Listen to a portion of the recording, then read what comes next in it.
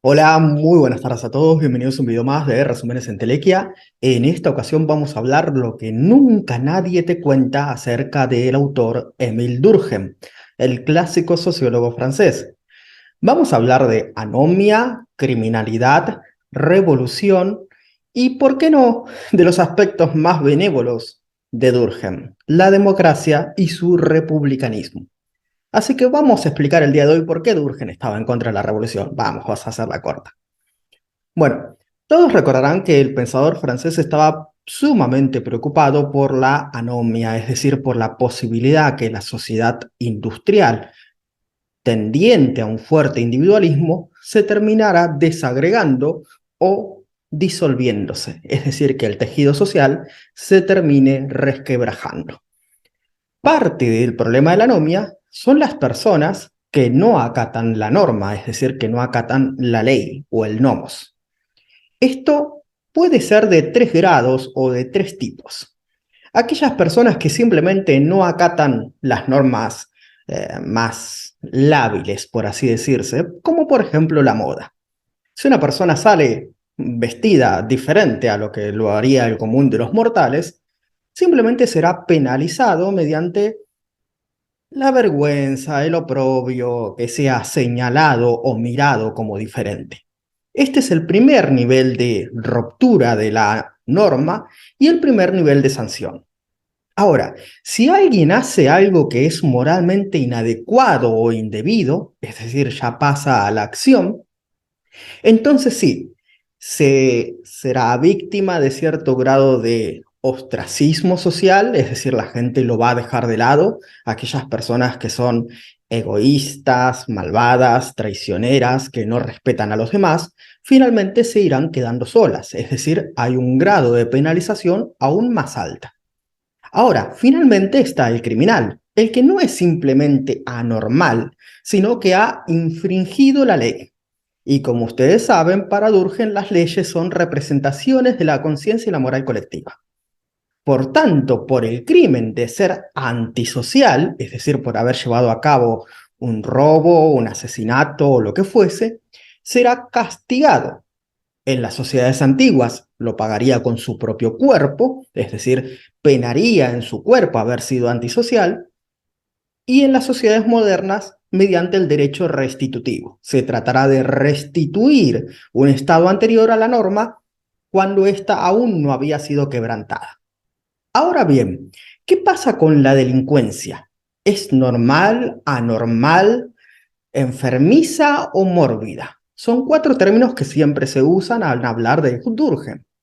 En principio, lo que les sorprenderá a la mayoría de ustedes es que Durkheim dice que la delincuencia es perfectamente normal. No existe sociedad en la cual todo sea perfecto de una manera tal que no se infrinja la ley. Cada tipo de sociedad, en cada momento histórico, ha tenido delitos más o menos preponderantes, unos tipos que otros. Es como si juzgáramos la sociedad medieval, la sociedad vikinga, la sociedad romana, la sociedad griega o esta sociedad moderna. Ahora bien, el delito, si pasa a un nivel que es lo normal o la media, sí sería un problema. Ahí sí nos encontraríamos frente a una morbilidad del delito. Vamos, que en una sociedad donde el delito sea exacerbado, habría un problema que solucionar. Y este problema, ya sea mediante la prisión o extirpación del criminal para que no afecte o no dañe a la sociedad, tendría que ser resuelta por el Estado y por la ley. Esto es lo que considera Durkheim respecto de la criminalidad. Ahora bien, hay un estado de efervescencia general que es lo que se llama revolución. Y en las revoluciones, dice Durkheim, obviamente no se respeta las normas, las instituciones, las leyes, a veces ni siquiera la Constitución o al Estado o al gobierno. Y por tanto hay un estado de fluidez tal que la conciencia colectiva no puede expresarse. Vamos, que no hay norma, no hay derecho. Y este estado es precisamente lo contrario a lo que Durkheim consideraría lo deseable.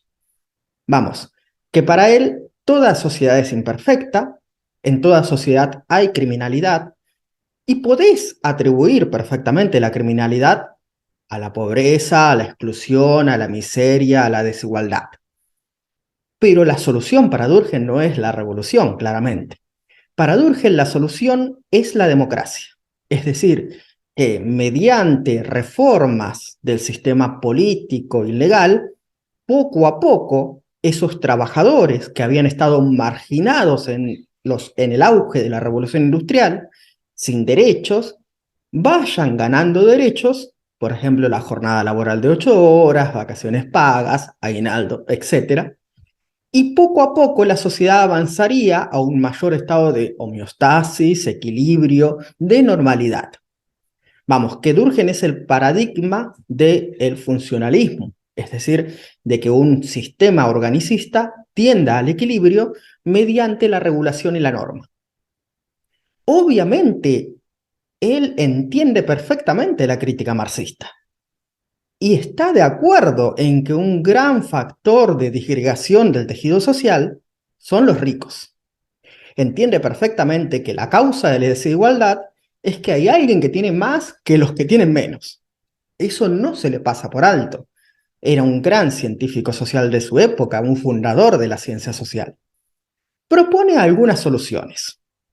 Una es renunciar a la herencia, es decir, que se prohíba la herencia de grandes latifundios o capitales o lo que fuere, y así cada persona tendría que trabajar por su propio mérito en obtener lo que deseara. Esto es mucho más coincidente con el liberalismo, si se quiere. Y por otro lado, la educación moral. Nunca va a faltar en Durkheim la educación moral.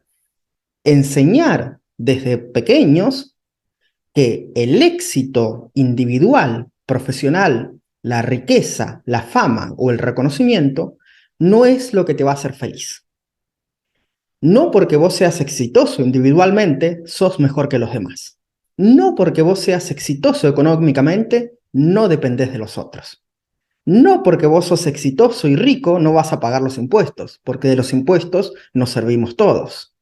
Esto es lo que proponía Durkheim. Un cambio paulatino, democrático, republicano, y mediante la educación y el cambio de los valores sociales. El gran problema para Durkheim es que estamos en esa intersección donde la vieja época aún no ha muerto y la nueva aún no ha nacido con sus nuevos valores. Y no se entiende en el individualismo industrial que tu bienestar es el bienestar del otro. No quiero terminar el video sin hacer una mención, aunque esto podría ser parte de un tema para próximo video, déjame un like si quieres que lo trate, que hay una cierta idea de la filosofía de la historia para Durkheim. Para Durkheim la historia no lo hacen los grandes hombres, estatistas, no sé, inventores, descubridores o científicos.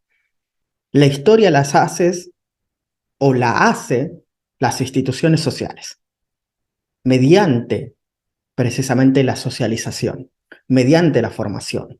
Los grandes movimientos son los que hacen la historia. En esto sí coincidiría bastante con la filosofía de la historia del marxismo. Por ejemplo, al reclamar los derechos laborales, es el sujeto colectivo de los trabajadores quien está haciendo la historia y no tal o cual personaje o tal o cual dirigente que otorgó estas leyes o estos derechos, sino quien los ha reclamado, que es el pueblo. Bueno, hasta aquí nuestro brevísimo, curioso y caótico repaso. Como siempre, Durkheim anti-individualista. Si te gustó este tipo de videos un poco diferentes sobre la sociología de Durkheim, déjame un like, compártelo, de esa forma me ayudarías muchísimo a que este sea el canal más grande de divulgación de las ciencias sociales. Un saludo grande y adiós.